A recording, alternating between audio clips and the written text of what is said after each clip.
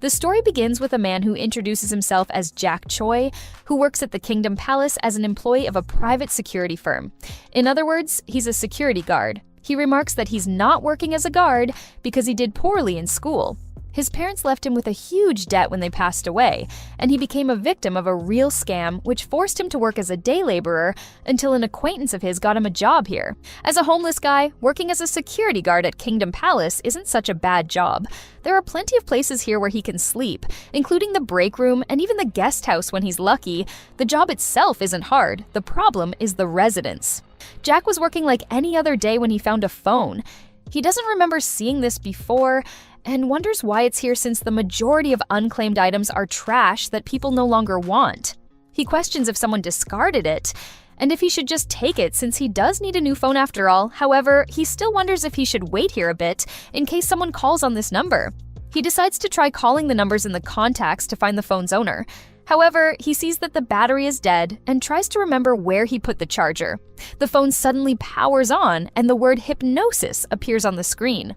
Jack questions what the hell this is before the light suddenly starts flashing brightly and the phone starts host registration. Shocked, Jack sees that the phone is floating on his own and questions if it's a spy cam. Jack suddenly gets affected by the phone and slowly falls unconscious. Time passes and a security guard angrily looks for Jack, asking where the hell that jerk went. A girl annoyingly asks if he has to yell like that and questions if he's actually shouting at her, but he hurriedly assures her that shouting is just a bad habit of his. He chuckles and apologizes if he offended her in any way, but the girl annoyingly tells him to be more mindful next time like a spoiled little brat. The guard explains that Jack seems to be away at the moment, so he'll inform him of her request as soon as he returns. The girl angrily asks when that will be before a woman arrives, and asks the girl Jenna if she's at it again. She mutters that Jenna is always really hard on the security guards. Jenna says it's not like that. She's just asking him for a small favor, but he keeps insisting he can't do it. She says she purchased a new mattress but forgot to request a moving service. She's asked him to help her move it to her apartment, but it's apparently too much work for him. The woman asks how she could forget such an important thing and says she'd hate to see her beautiful face get wrinkled over something like this.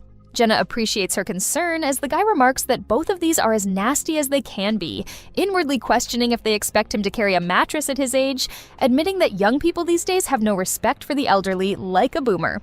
The girl asks if there's no problem. So Jenna confirms this and says they just need a little help since she and her husband can't exactly move this huge mattress on her own. The woman admits that's true and says she's going to excuse herself now since she has a meeting to get to. As she leaves, the guard pleasantly wishes her a good day, seeing which Jenna remarks that he's disgusting. She says she wants the mattress brought to her apartment in any case, so the guard agrees.